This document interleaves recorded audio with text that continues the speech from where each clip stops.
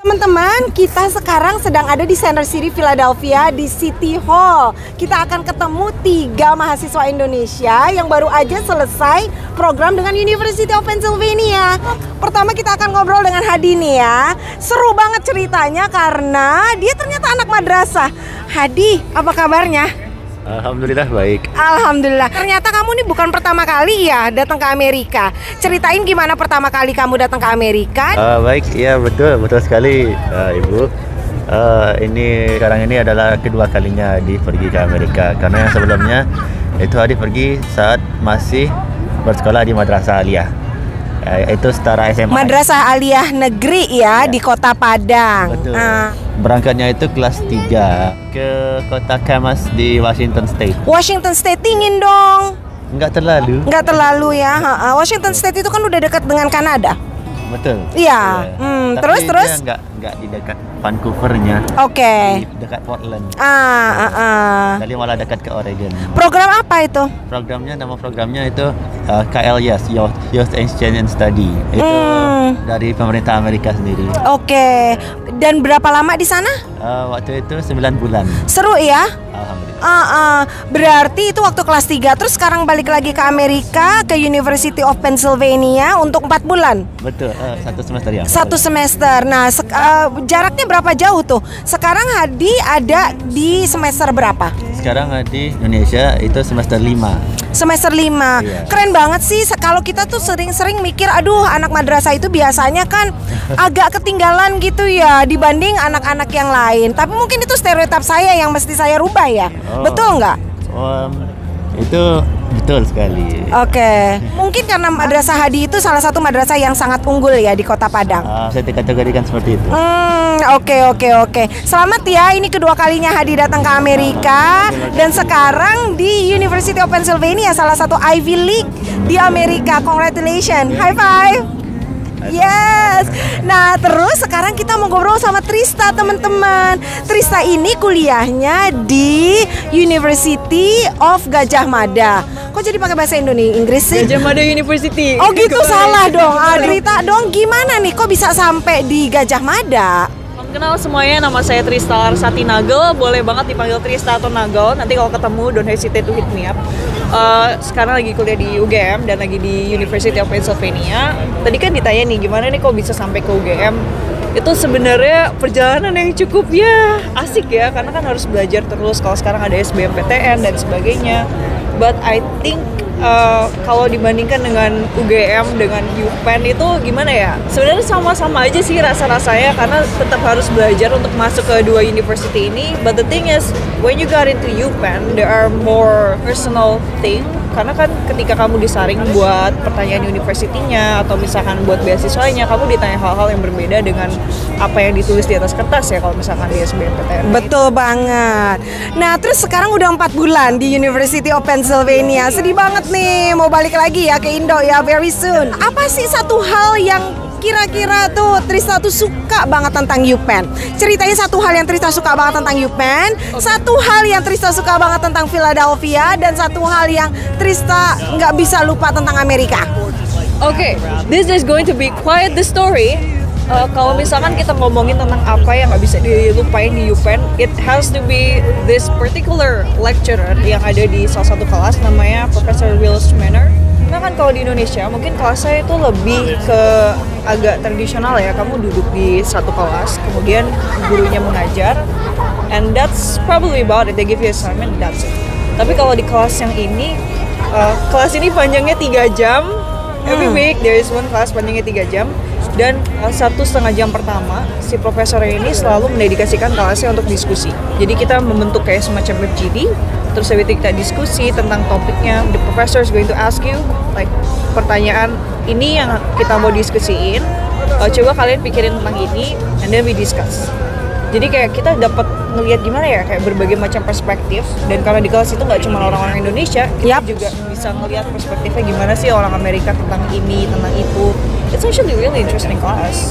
Dan si profesor ini dia tuh menciptakan semacam ruang aman ya buat bagi murid-murid di kelas itu, karena semua pertanyaan atau semua tanggapan yang diberikan sama si murid itu tuh sama dia tuh dijawab, bener-bener direspon dengan baik dan nggak didismiss. Misalkan kamu nanya suatu pertanyaan, kalau di Indonesia kan suka ada meme gimana ya, giliran disuruh nanya pertanyaan katanya tadi kan udah dijelasin yang gitu-gitu kan. Tapi kalau di kelas ini nggak ada, profesor itu benar-benar ngejelasin lagi. Dan kalaupun kita salah dalam mengungkapkan sesuatu, sama dia itu nggak kamu salah, tapi kalau menurut perspektif yang ini itu jadi ngejelasin ulang. Wow, that's amazing. I know, that is something. Itu satu yang nggak bisa dilupain dari UPenn. Awesome. Udah punya email beliau kan? Udah dong. Oke, great. Sekarang cerita yang Philly. Apa yang nggak bisa dilupain tentang Philadelphia? Philadelphia is the city that I really love karena satu arsitekturnya itu benar-benar bagus banget. Kalau kalian lihat di background, it's really really pretty, but that's just a small part of the entire city. Tapi yang lebih amazed ya itu kayaknya lebih kepada kayak recycling habit dari city. Oke. Jadi kalau di UPenn dan selama yang aku lihat di Philadelphia, semua orang itu lebih gimana ya? Itu kesadaran akan lingkungannya tuh sangat tinggi. Iya. Sampai ada tempat sampah khusus buat recycling. Terus habis itu ada kayak selebaran untuk recycle dan sebagainya. Reduce, recycle, they are like the main three things. Misalkan kalau kamu ke Wawa, right? Kamu bakal dikasih kayak kamu belanja, like paper bag. Dan kalau misalkan kamu nggak punya, kayak you need to pay for it. Nah, kalau teman-teman yang belum tahu Wawa ya, Wawa itu kayak apa ya? 7-Eleven-nya di Indonesia ya? Yeah. Kayak Indomart gitu kan? Indo April. Jadi Wawa tuh kayak gitu loh. Kopinya enak banget dan banyak kopi Indonesianya loh di Wawa. I agree with that. Kalau yang di Amerika ya? Yes, In America itu sebenarnya yang menarik lebih kepada transportasinya. Oke. The transportation is really really well organized. Oke. Semuanya bisa diakses pakai SEPTA card ya kalau. Iya. Dan itu semua ada jalurnya, jadi kamu nggak perlu selalu kayak naik mobil pribadi dan sebagainya. Dan right.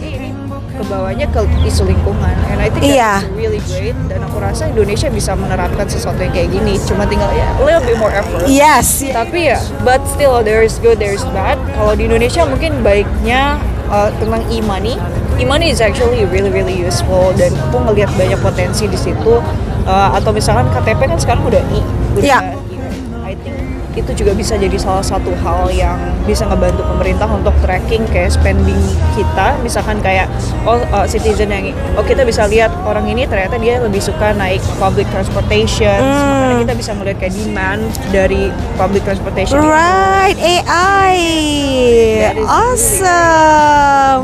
Ini sekedar kritik dan saran mungkin pemerintah silahkan menyimak diskusi ini lebih lanjut. Awesome, saya nggak tahu kamu suka environmentally friendly, so high five for that. Berarti kita mesti ada lanjutan nih, karena kita akan exactly. Terus teman, kawan, sahabat, kita akan lanjut ke temen yang satu lagi nih, namanya Dava. Seru banget, rambutnya tuh selalu menjuntai-juntai gitu. Yang aku belajar dari dia juga dia suka telur yang belum terlalu matang, which is awesome karena saya juga suka telur yang belum matang. Dava cerita dong, kan sekarang di UI ya. Anak Jakarta yang ini gitu loh. Kita kepingin tahu 3 hal deh yang bener-bener profound banget gitu loh ya untuk Dava, yang bener-bener impact banget sampai 3 hal ini kayaknya gue mesti bawa ke Indonesia deh. Mau share di Indonesia apa aja tuh? Oke, halo teman-teman. Jadi berbulan-bulan pengalamanku di sini ada beberapa hal yang wah banget lah dari Amerika gitu. Jadi yang pertama itu dan yang menurut aku paling profound buat aku adalah konsep office hour di perguruan tinggi. Jadi kalau perguruan tinggi di Amerika Serikat itu tuh ada sebuah konsep di mana dosen itu menyediakan sejam atau 2 jam dari satu pekan, atau mungkin bisa lebih dari itu kalau misalkan ada perjanjian, itu di mana mahasiswa bisa datang ke kantor dosen tersebut, lalu bukan hanya tanya-tanya tentang pelajaran, misalkan ada yang nggak ngerti tentang pelajaran, terus kayak nanya ke dosennya, bukan hanya tentang itu aja, tapi juga bisa berdiskusi tentang hal-hal yang di luar kelas, atau bahkan minta advice, curhat tentang karir, tentang hidup segala macem. Tentang pacar? Bisa. Iya, dosen juga pernah ada yang dapat begituan. Oke, seru.